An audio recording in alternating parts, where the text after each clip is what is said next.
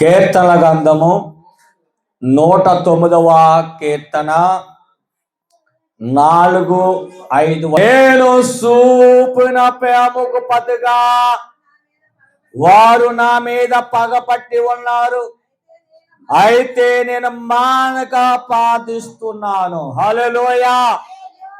ఈ దినం దేవుడికి వాక్యం. గత 2 నెలలు ప్రభు నిన్ను కాశాడు. 3వ నెల మొదటి దినం ప్రభు చెప్తున్నాడు, దావీదు అంటాడు, నేను చూపిన ప్రేమకు పతిగా వారు నా మీద పగపట్టి ఉన్నారంట. ఈ లోకం ఎటువంటి లోకం అంటే మేలు చేసిన వారికి కీడు చేసే లోకం. ఏ లోకం ఇది చెప్పండి? నువ్వేదైనా మేలు చేసావనుకో, నువ్వు ఉపకారం చేసావనుకో, వారు నీకేం తలపెడతారని వాక్యం చెప్తుంది. చెప్పాలి, కీడే తలపెడతారు. అందుకే దావీదు అంటున్నాడు, వాళ్ళు నేను ఎంత ప్రేమ చూపినా సరే, నేను ఎంతగా వాళ్ళ మీద ప్రేమించినా సరే, వారు నా మీద పగపట్టే ఉన్నారు. ఇది పగ అనేది ఎందుకు వస్తుందంటే, ఒక మనిషి ఎదుగుతూ ఉండగా, ఒక మంచి ఆరోగ్యవంతుడిగా ఉండగా, ఒక మంచి రాణిస్తూ ఉండగా, ఒక ఉన్నతంగా అభివృద్ధి పొందుతున్నప్పుడు వాళ్ళ అవతవారిని మీద కలిగేది ఏంటంటే పగ. కలుగుతుంటే నువ్వు చేయవలసింది ఏంటంట? మానక ఏం చేయాలి? మానక ప్రార్థన చేయాలి. మీలో ప్రార్థన చేసేవారు ఎంతమంది ఉన్నారు? మానక ఇవాళ పునరుద్ధానం ఆరాధన పెందలగాడే. ఎక్కడికి వెళ్ళాలి? పెందలగాడే దేవుడి మందిరానికి వెళ్ళాలని. దేవుడి మందిరం అంటే లేటు, దేవుడు అంటే నీకు అశ్రద్ధ, దేవుడు అంటే నీకు భయం లేదు. నీకు మరి దేవుడు నీ ప్రార్థనలు ఎలాగ ఆలకిస్తాడు? హల్లెలూయా. శ్రమ, కష్టం, బాధ ఇరుకొచ్చినప్పుడు కాదు ప్రార్థన చేయడం, నువ్వు అనుదినము ప్రార్థన చేసేవాడిగా ఉండాలి. బైబిల్ చెప్తుంది, నేను చూపుల ప్రేమకు వాళ్ళు పతిగా నా మీద పగబడుతున్నారు. పగపట్టితే పట్టని తోటి వారి ప్రార్థన చేయాలి మానక. నువ్వు ప్రార్థన చేస్తానంట. ఆ కింద అంటున్నాడు చూడండి, నేను చూపున మేలుకు పతిగా కీడే చేస్తున్నారండి. బైబిల్ చెప్తుంది, నువ్వు ఎంత మేలు చేసినా సరే వాళ్ళు నీ పట్ల ఒక ఉద్దేశం కలిగి ఉన్నారు. ఏంటంటది? నీకు కీడు చేయాలనుకున్నారు అంతే. వాళ్ళ మైండ్లో ఫిక్స్ అయిపోయింది. కానీ నువ్వేం చేయాలంటే వాళ్ళకంట నువ్వు కింద అంటాడు, నేను చూపుని ప్రేమకు పతిగా నా మీద చూస్తున్నారు. దేశించే వారు ఎక్కువ అయిపోరు. ఇప్పుడు హల్లెలూయా. పగబెట్టని మనకు దేవుడి దగ్గర అయిపోతాడు. హల్లెలూయా. దేవుడు ప్రేమ ఎలా ఉంటదంటే అనుదినం మనల్ని కాపాడుతుంది. హల్లెలూయా. ఈరోజు మీకు ఒక మాట చెప్పనా?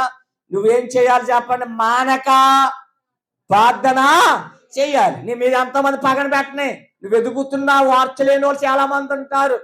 ఎంతో మంది ఏడుస్తూ ఉంటారు. యాన్ని ఆ ఏడుపే నీకు ఒక దీవెనగా మారుస్తుంది. హల్లెలూయా.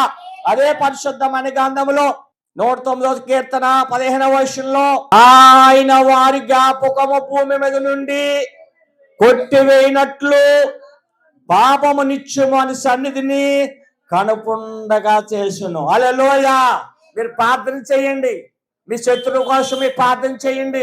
మిమ్మల్ని దూషించే వారి కోసం ప్రార్థన చేయండి. కానీ ఒక రోజున దేవుడు ఏం చేస్తాడంట? భూమి మీద కొట్టివేయనట్లు పాపము నిత్యం మన సన్నిధిలో కనబడుకున్నట్లు అంట వాళ్ళని దేవుడు ఏం చేస్తాడో తెలుసా? కింద అంటాడు, ఎలాగనగా కృప సోపవలన మాట మరిచి క్షేమానందును వారిని దరిద్రులుగాను నలిగిన హృదయము గల వారును చంపవలని వాడు అతన్ని తవురును. హల్లెలూయా. నీ శత్రువులు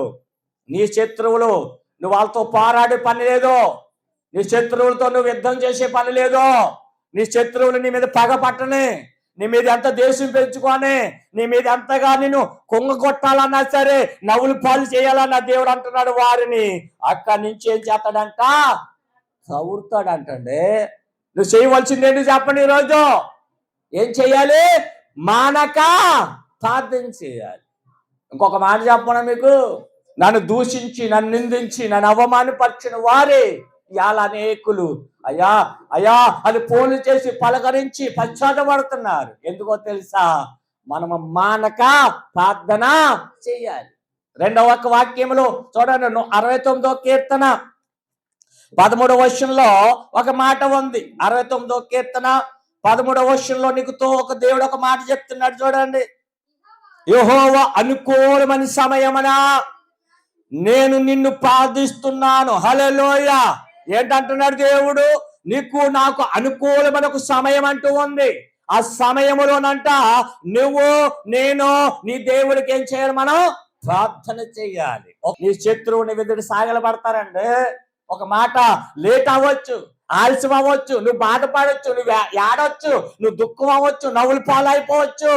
కానీ ప్రభు చెప్తున్నాడు, నువ్వు అనుకూలమైన సమయమనా నేను నిన్ను ప్రార్థిస్తున్నాను. దావీదులో ఉన్న గొప్పతనం ఏంటో తెలుసా?